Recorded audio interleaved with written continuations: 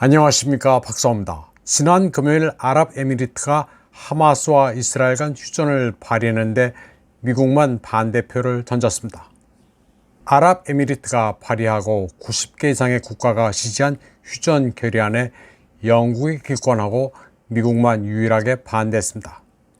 이 결의안은 인도주의 차원의 즉각적 휴전과 무조건적인 인질 석방을 촉구했습니다. 미국의 주 유엔 대사 로버트 우드는 결의안이 현실과 동떨어져 있다고 주장하면서 휴전을 하게 되면 하마스가 나중에 공격을 반복하게 될 뿐이라고 말했습니다. 미 대사가 휴전 결의안에 반대하자 짱진 주 유엔 중국 대표는 미국의 결정이 위선적이라고 비판했습니다. 그리고 실망과 유감을 표명했습니다. 이게 참 아이러니합니다. 인도주의적 비극을 촉발시킨 전쟁이 즉각 중단되어야 한다는 것은 상식입니다. 그런데 중국이 휴전을 촉구하는 반면 미국은 전쟁을 계속해야 한다고 주장하고 있습니다. 우리가 중국을 좋아하고 싫어하고를 떠나 중국이 고립되기는커녕 국제 무대에서 잘 나가는 이유입니다. 전쟁을 멈추라고 하는 데 대해 비난하기는 힘듭니다.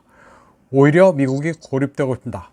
한국도 이런 원칙적인 이슈에 대해서는 정상적인 판단을 해야 합니다. 전쟁에 박수를 치면 안 되는 것입니다. 러우 전쟁 발발 이후 한국인들은 K방산 대박에 과도하게 환호하면서 전쟁을 무슨 게임 정도로 생각하는 것 같습니다. 다음 소식입니다. 드미트리 페스코프 크렘린 대변인은 워싱턴이 우크라이나 전쟁으로 수십억 달러를 버는 사이 우크라이나인들이 죽어가고 있다는 점을 키예프가 알아야 한다고 시작했습니다. 그는 앤서니 블링컨 미 국무장관의 말을 그대로 인용했습니다. 블링컨은 키예프를 지원하는 미국의 자금 대부분이 미국에서 지출된다고 말한 바 있습니다. 블링컨은 데이빗 캐머런 영국 외무장관과 함께 가진 브리핑에서 미국이 키예프에 제공하는 자금의 90%가 미국 제조업체에 지출됐다고 말했습니다. 그리고 이를 윈윈이라고 표현했습니다.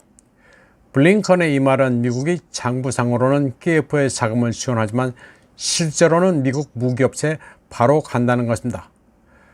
블링컨의 이 같은 발언과 관련해 논평을 요구받은 페스코프 대변인은 미국의 관심사가 우크라이나인의 목숨을 희생하더라도 돈을 버는 것이라고 말했습니다. 페스코프는 또 미국이 우크라이나를 도우려는 욕구보다는 바이든 행정부와 가까운 기업들이 얻는 막대한 이익에 의해 동기가 부여된다고 설명했습니다. 노후된 쓰레기 무기를 우크라이나에 줘버리고 미군의 무기를 현대화하는데 미국은 돈을 쓰고 있습니다. 우크라이나 핑계를 대고 미국민들의 돈을 바이든 행정부가 군산 복합업체와 함께 해먹는 것입니다. 다음 소식입니다. 우크라이나에서 징집 가능성이 있는 사람들은 무능이 만연한 군대에 입대하기보다는 차라리 뇌물을 주고 해외로 도망가는 것을 택하는 경우가 많다고 미국의 워싱턴 포스트가 보도했습니다. 징집 연령의 우크라이나 국민들은 젤렌스키의 부편 정권을 위해 싸울 의지가 없으며 뇌물수수, 문서 위조, 이웃 국가로의 위험한 도피 시도로 군대를 거부한다고 이 신문은 전했습니다. 젤렌스키의 보좌관이었던 아레스토비치도 우크라이나가 30만 명에 달하는 병력을 상실해 신병을 더 징집해야 한다고 주장했습니다. 우크라이나군 병력 손실은 다 제각각입니다. 잘로지니는 미국에 92만 병력을 잃은 것으로 보고한 것으로 전해졌습니다. 또 우크라이나의 한 방송은 전사자가 112만 명이라는 하단 자막을 띄웠다가 실수라면서 부랴부랴 내리기도 했습니다. 워싱턴 포스트는 한 20세 민간인의 말도 인용했습니다. 군에서 목숨을 걸고 싶지 않다. 군에서는 훈련도 부족하고 휴가를 받기 위해 장교에게 뇌물을 주는 등 고질적 부패가 만연하다는 말들을 들었다는 것입니다. 워싱턴 포스트는 많은 사람들이 부패와 무능으로 가득한 군대와 젤렌스키 정권을 위해 싸우고 싶어하지 않는다고 전했습니다. 워싱턴 포스트는 또 고기 분쇄기로 묘사되는 전장 상황에 직면해 최대 65만 명의 군 복무 적합자들이 출국했다는 BBC 보도도 인용했습니다. 이 신문은 또 도망치는 사람들은 차를 타고 몰래 국경을 넘거나 국경 수비대에 뇌물을 주기도 하고 산과 강을 도보로 넘어 루마니아로 가기도 한다고 전했습니다. 해외 도피 가이드는 1인당 1200달러의 수수료를 받고 있으며 몰도바 국경에서 경비대에게는 300달러의 뇌물을 제공한다고 워싱턴 포스트는 전했습니다. 또 여전히 국내에 머무르는 사람들은 복무 면제 서류를 받기 위해 군 관리들에게 뇌물을 주는 경우도 있습니다. 한 탈영병은 워싱턴 포스트에 다리가 없어 걸을 수 없어도 손으로 드론은 날릴 수 있다면서 징집을 하는 경우도 있다고 털어놨습니다. 우크라이나 국민들은 징집 때 전장에서 사라지는 동안 라다 의원과 엘리트들은 메르세데스 같은 고급차를 타고 돌아다닌다고도 했습니다. 우크라이나군은 지금 전투를 제대로 할 수도 없습니다. 제대로 훈련을 못 받아 사격도 서툴고 심지어 해병대원이 수용조차 할 수 없는 경우도 허다합니다. 젤렌스키 정권은 아무 의미도 승리 가능성도 없는 전쟁을 고집하면서 국민들을 사지에 내몰고 있습니다. 다음 소식입니다. 도널드 트럼프의 재집권 가능성이 높아지면서 유럽연합 회원국들이 패닉 상태입니다. 뉴욕타임즈는 EU 정부들이 나토에 대한 트럼프의 입장을 파악하기 위해 미국에 특사를 파견하고 있다고 보도했습니다.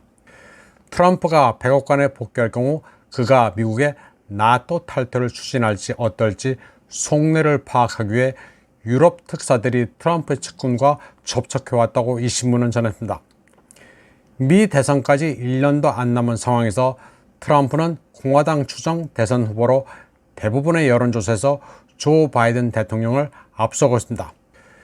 트럼프 행정부의 전직 관리들과 반 트럼프 전문가들은 최근 몇 주 동안 트럼프의 두 번째 대통령 당선이 나토의 붕괴를 예고할 것이며 그 공포가 유럽연합으로 퍼졌다고 주장하고 있습니다. 뉴욕타임즈는 익명의 소식통을 이용해 유럽 대사들과 싱크탱크 관계자들이 트럼프의 의중을 알아보기 위해 그의 측근들을 만나왔다고 보도했습니다. 이들 가운데는 주미 핀란드 대사 미코 하우탈라가 포함되어 있는데 그는 트럼프에게 직접 전화를 걸어 나토에서 핀란드의 가치를 직접 설명하려 했다고 뉴욕타임즈는 전했습니다. 이 신문은 전 현직 외교관들을 인용해 다른 나라들도 아부와 인사치레성 찬사를 늘어놓는 방식으로 트럼프의 환심을 사려 노력할 것으로 보인다고 말했습니다. 트럼프는 사실 미군을 나토에서 빼겠다고 위협한 적은 없습니다. 그러나 재임 기간 동안 유럽 회원국들이 미국의 군사력에 무임승차하면서 GDP 대비 2%의 국방비도 지출하지 않는다고 유럽 회원국들을 비판했습니다. 트럼프는 나토의 연례 정상회담 자리에서 유럽의 군사비 지출을 독려했습니다. 다만 그의 NSC 보좌관이었던 존 볼튼은 2018년 트럼프가 나토 탈퇴를 발표할 준비가 되어 있었다고 주장했습니다. 한편 트럼프의 마지막 NSC 보좌관이었던 로버트 오브라이언과 공화당 상원의원 린지 그레엄은 뉴욕타임즈와의 인터뷰에서 나토에 대한 트럼프의 불만은 유럽 회원국들이 더 많은 돈을 내라는 압박 전술로 봐야 한다고 말했습니다.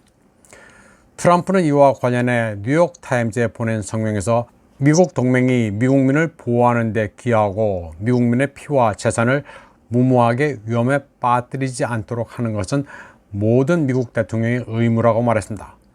그리고 자신의 최우선 과제는 미국민을 보호하는 것이라면서 미국과 국경, 미국의 가치, 국민을 방어할 것이라고 말했습니다. 나토에서 탈퇴한다, 만다, 직접적 언급은 없었지만 그의 발언은 미군이 세계 경찰이 돼서는 안 된다는 트럼프의 오랜 견해와 일치한다고 RT는 전했습니다. 그러나 트럼프 1기 행정부 초기 국방장관이었던 마크 에스퍼는 MSNBC와의 인터뷰에서 트럼프의 그러한 반간섭주의가 결국 나토의 붕괴로 이어질 것이라고 주장했습니다. 에스퍼는 트럼프가 우크라이나에 대한 군사적 지원을 철회하면 이는 러시아와의 전쟁에서 우크라이나를 지원하려는 모든 노력의 무산으로 이어질 것이라고 했습니다. 또 트럼프가 유럽에서 군대를 철수하기 시작하면 나토 동맹 자체가 붕괴될 것이라고 주장했습니다. 이번 방송은 여기까지 하겠습니다. 시청해주신 여러분 감사합니다.